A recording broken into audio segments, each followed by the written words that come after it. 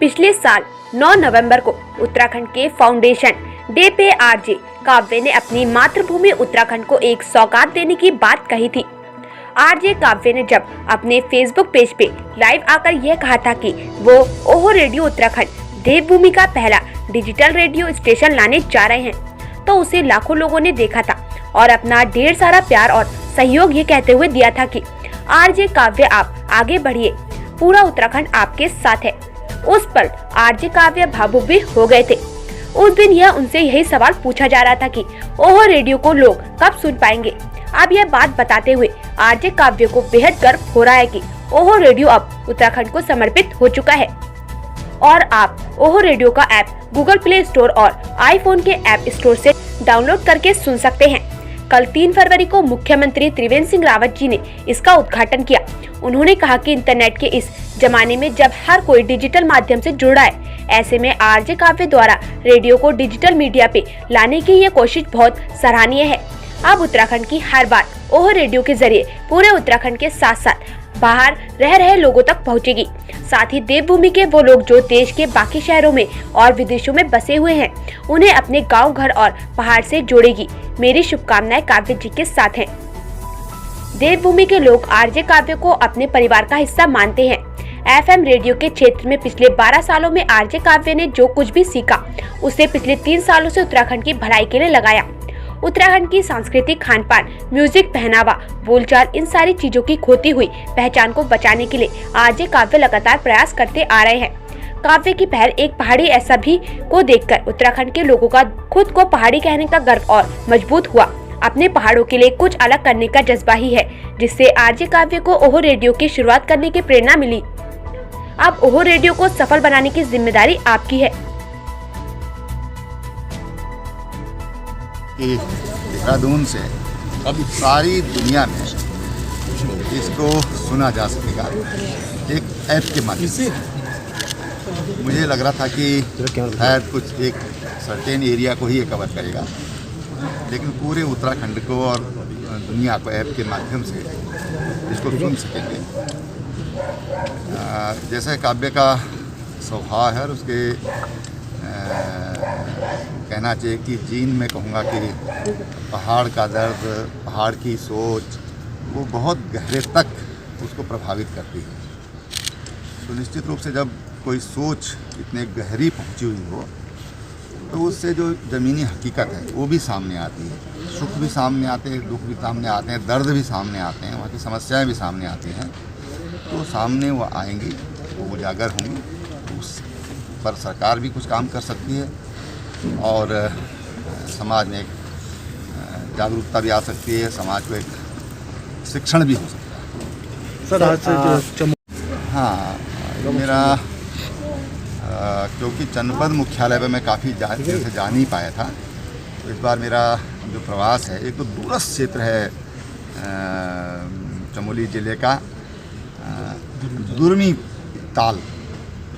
ये कभी यहाँ पर बहुत बड़ा तालाब हुआ करता था इंग्लिश पीरियड में, और उसमें नौकायन होता था। वहाँ पर टेलीफोन सर्विस, टेलीफोन लाइन गई हुई थी, लेकिन एक समय ऐसा आया कि अतिवृष्टि और एवलांच के कारण वो पूरा समाप्त हो गया। जो सरकार जिस तरह से तमाम जो हमारी तालाब हैं, हम रिजर्वायर्स बना रहे हैं, उसी के तहत हमने दुर्मी ताल को पुनर्जीवित करने के लिए आदेशित किया है। तो मैं स्वयं वहाँ पर पहले सीधा यहाँ से उसी ताल पर जाऊँगा मैं, और वहाँ पर भविष्य में एक डेस्टिनेशन हमारा बने, वो टूरिस्ट के लिए एक आकर्षण का केंद्र बने, उस पर ढंग से प्लानिंग कर रहे हैं। वहाँ पर फिर टूरिस्ट आएँ और वो तालाब फिर से पुनर्जीवित हो, उसके लिए काम करें। सर उसके बाद किस ढंग से हो रहा है, जिला योजना है, राज्य योजना है, और जनता से भी मैं मिलूँगा। सर आप वैक्सीनेशन का दूसरा स्टेप भी शुरू करने वाला है, क्या कुछ रहने वाला है? देखिए, अभी लगभग हमको 1 लाख और वैक्सीन मिली है और लगातार मिलती जा रही हैं। तो अब सेकंड जो हमारा दौर चलेगा, उसमें जो हमारे फ्रंट वॉरियर्स हैं, उनको उसमें टीकाकरण होगा। सर आपके दौरों में एक कॉमन चीज़ देखने को मिल रही है कि अल्मोड़ा गए आपने, वहाँ भी मंदिर में पूजा अर्चना की, पौड़ी में, अब रुद्रप्रयाग में भी है। इसके पीछे क्या सर धार्मिक स्थलों को बढ़ावा देने? देखिए, ये तो हम तो धर्मपरायण लोग हैं और ये एक तरह से हमारी जीवन का हिस्सा है और उत्तराखंड तो देवभूमि कहलाता है। तो जो भी ऐसे देवस्थान हैं वहाँ पर जाकर के हम राज्य की सुख समृद्धि की कामना करते हैं। एक मैंने जब मैं अस्वस्थ हुआ तो बहुत जगहों पर लोगों ने यज्ञ किए, हवन किए, मंदिरों में मन्नत की हैं, तो मैं उसके लिए भी उनका आभार प्रकट करना भी मैं अपना दायित्व समझता हूँ। सोच लोकल अप्रोच ग्लोबल का विजन लिए संगीत, साहित्य, स्पोर्ट्स, करियर, पलायन, समाज और उत्तराखंड की हर बात को ओहो रेडियो अपनी आवाज देगा। ओहो रेडियो उत्तराखंड का पहला डिजिटल रेडियो है जिसे आप ओहो रेडियो का ऐप डाउनलोड करके कहीं भी सुन सकते हैं। पूरे उत्तराखंड के साथ साथ दुनिया भर में जहां कहीं भी इंटरनेट चलता है वहां आप ओहो रेडियो को सुना जा सकेगा। हमेशा की तरह अपना प्यार और सपोर्ट अपने उत्तर का पुत्र आरजे काव्य को देते रहिए और सुनते रहिए ओहो रेडियो उत्तराखंड, मेरे हिल की धड़कन।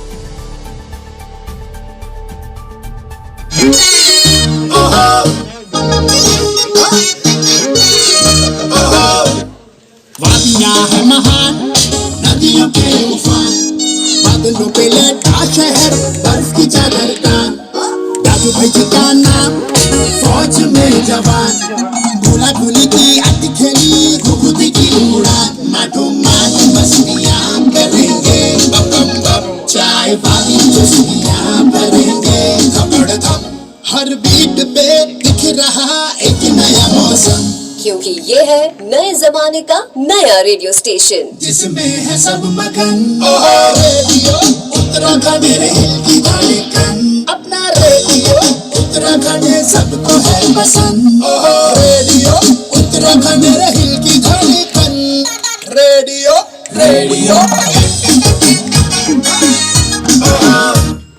ये है। ये मैं अगर आप वाकई पूछेंगे और मैं दिल से कहूँ तो ये आई थिंक आज से 5-6 साल पहले मैं जयपुर में हुआ करता था। हमारे एक मित्र जो आज हमारी इस टीम का भी हिस्सा है फाइनेंस डिपार्टमेंट में, एक दिन रात को मैं ऐसे ही बैठा हुआ था, तब डिजिटल इतना चलता नहीं था, तो बहुत बार ऐसा होता था मैं जयपुर में शो करता था एक चैनल के लिए और घर वाले कभी नहीं सुन पाते थे। मतलब मैं ईमानदारी से कहूँ, आज मेरे मदर फादर पहली बार यहाँ रेडियो स्टेशन आए 13 साल में, मतलब उन्होंने कभी रेडियो स्टेशन या मेरे को बोलते हुए नहीं सुना। तो वो मेरे को हमेशा होता था कि यार मैं बोलता तो हूँ, मेरे अपने ही लोग नहीं सुन पाते हैं, कि कैसे कुछ ऐसा किया जाए कि वहाँ तक वो पहुँचे। तो उस ज़माने में वेबसाइट चलती थी, फिर मेरे को लगा यार पहाड़ों में वेबसाइट कौन खोलेगा। तो कॉन्सेप्ट हमेशा से दिमाग में था, लेकिन अभी जब लॉकडाउन में लगातार सभी लोग घर पे थे, वर्क फ्रॉम होम चल रहा था, कुछ लोग सो रहे थे और मैं सही मायने में जाग गया और मुझे ये लगा कि बॉस ये सही टाइम है जब लोग इंटरनेट कंजप्शन बढ़ रहा है, ऐप वगैरह लोग समझ रहे हैं, इंटरनेट सभी जगह पहुंच गया है, तो क्या मैं अपने ये जो 13 साल का मेरे को रेडियो आता है इसको कुछ इस तरह से नए तरीके से लोगों तक पहुंचा पाऊँ। और मोबाइल सबके पास है, आज की डेट में एक्सेसिबल है ईजीली, तो फिर वहाँ से ये शुरुआत हुई कि चलिए ऐसा कुछ करते हैं। सर ऐप को डाउनलोड करने के बाद क्या कुछ प्रोसेस रहने वाला है आगे, किस तरीके से लोग इसे सुन पाएंगे? जी बहुत इजी है। ऐप आपने डाउनलोड की, आपका नाम डाल दिया और फोन नंबर डाल दिया, दैट्स इट। तो नाम वो आपको जब आप सुन रहे होंगे आपका नाम दिखाएगा ऊपर, और फोन नंबर एक डेटा के लिए होता है कि भाई कौन इसको डाउनलोड कर रहा है। उसके बाद वो सीधे प्ले होना स्टार्ट हो जाता है और नॉर्मल 96 kbps की जो 2G स्पीड है उस पर भी वो चल पड़ता है। एक आखिरी सवाल ये है कि पलायन के साथ साथ भाषा का भी पलायन हो गया, तो अमूमन भाषा जो है वो विलुप्ति की कगार पर भी है। तो क्या उत्तराखंड की जो लोक भाषाएं हैं उसका संगम भी देखने को मिलेगा? बिल्कुल बिल्कुल। हमारे कुमाऊनी, गढ़वाली, जौनसारी, इन तीनों के अंदर भी जो सब लेवल पे भाषाएं हैं कि माणा की तरफ अलग बोली जा रही है, मुनस्यारी की तरफ अलग बोली जा रही है, जोहार क्षेत्र में अलग हो रहा है, तो उनके ऊपर भी हमारी कोशिश ये है कि शोज भी करेंगे, वहाँ के लोगों को भी लेके आएंगे। और रेडियो क्योंकि बहुत ही स्ट्रॉन्ग माध्यम है, आई थिंक बीच में कहीं थोड़ा डगमगा गया था, लेकिन अब क्योंकि इंटरनेट के ऊपर है और फोन के ऊपर है, तो मुझे लगता है कि ये वापस से हम इसको, जो रेडियो का वो दौर था जब रेडियो से बड़ी बड़ी क्रांतियां हो जाया करती थी, तो आई थिंक वैसा कुछ हम कर पाएंगे। ठीक है, थैंक यू। लीजिए आप, कोई बात नहीं है ना, चल जाए। ठीक है। कभी जो आपने रेडियो स्टेशन लॉन्च किया है, क्या कुछ इसकी विशेषता रहेगी और किस थीम के साथ है? इसमें 2 थीम पे हम काम कर रहे हैं। सबसे पहला तो ये है कि सोच लोकल अप्रोच ग्लोबल, कि हमें जब जर्नलिज्म की बात होती है, मीडिया एंटरटेनमेंट की बात होती है, तो हमें बात तो हमेशा लोकल करनी चाहिए, लेकिन उसका जो स्टैंडर्ड है, हमें जो हमारी कोशिश है कि वो ग्लोबल होना चाहिए ताकि सभी के लिए एक्सेसिबल हो। और जो सबसे दूसरी बड़ी विशेषता इसकी है, जो उत्तराखंड में पहली बार, और जिस हिसाब से हम कर रहे हैं शायद हिंदुस्तान में भी पहली बार इस तरह से कुछ हो रहा है कि ऐप के ऊपर रेडियो को आप लाइव सुन रहे हैं। नॉर्मली क्या होता था कि रेडियो की एक रिस्ट्रिक्शन होती थी कि वो एक शहर तक सुनाई देता था। अब मान लीजिए देहरादून में रेडियो है, लेकिन वहाँ पहाड़ में चमोली, पिथौरागढ़, अल्मोड़ा, उत्तरकाशी पहुंच ही नहीं पा रहा रेडियो आज 2021 में भी। तो हमने ये कोशिश करी कि डिजिटल युग में ऐप हर जगह एक्सेसिबल है, तो ऐप के जरिए हम इसको पूरे उत्तराखंड तक और उत्तराखंड के वो लोग जो देश और दुनिया में रहते हैं उन तक पहुंचाने की कोशिश है। या फिर जो कलाकार हैं उनको प्रमोट करने की लेकर, तो अब इस नई शुरुआत के साथ क्या उम्मीद करे जनता? बिल्कुल, इसमें हम 5S का कॉन्सेप्ट कह रहे हैं, जिसमें हम कह रहे हैं कि समाज, साहित्य, संस्कृति, स्पोर्ट्स, ये चीज़ों को हम लोग जो है केटर कर रहे हैं। तो समाज के अंदर जितनी चीज़ें हो गई, साहित्य के अंदर हो गई, स्पोर्ट्स के अंदर हो गई, संगीत के अंदर और संस्कृति के अंदर, तो ये 5S पे हम लोग फोकस कर रहे हैं। तो डेफिनेटली उसी से रिलेटेड हमारे शोज़ भी होने वाले हैं। जैसे हम एक फौज के ऊपर जय हिंद करके, मैं सबसे पहले आप ही लोगों के माध्यम से अपने लिसनर्स को भी बता रहा हूँ कि जय हिंद करके एक शो हम लॉन्च कर रहे हैं जो फौज के लिए ऊपर है। महिलाओं को लेके आधी आबादी कहा जाता है, तो हम आधी आबादी का पूरा शो करके एक शो लॉन्च कर रहे हैं। युवान करके, युवा उड़ान करके हम यूथ के लिए, उनको एंटरप्रेन्योरशिप को लेके, करियर में क्या किया जा सकता है उसके लिए शो कर रहे हैं। साथ ही हमारा एक स्पेशल शो जो अर्जुन आरजे हमारे हैं, स्वेगिस्तान करके, कि आज का यूथ है उसको स्वैग चाहिए, तो स्वेगिस्तान करके शो कर रहे हैं। और बावरामन और शाम शानदार करके तरुणी हमारा शो कर रहे हैं। कभी ये